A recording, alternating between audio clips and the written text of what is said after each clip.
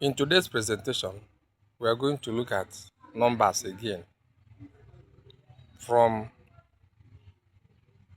51 to 60. 51 to 60. 51 iri ise na otu.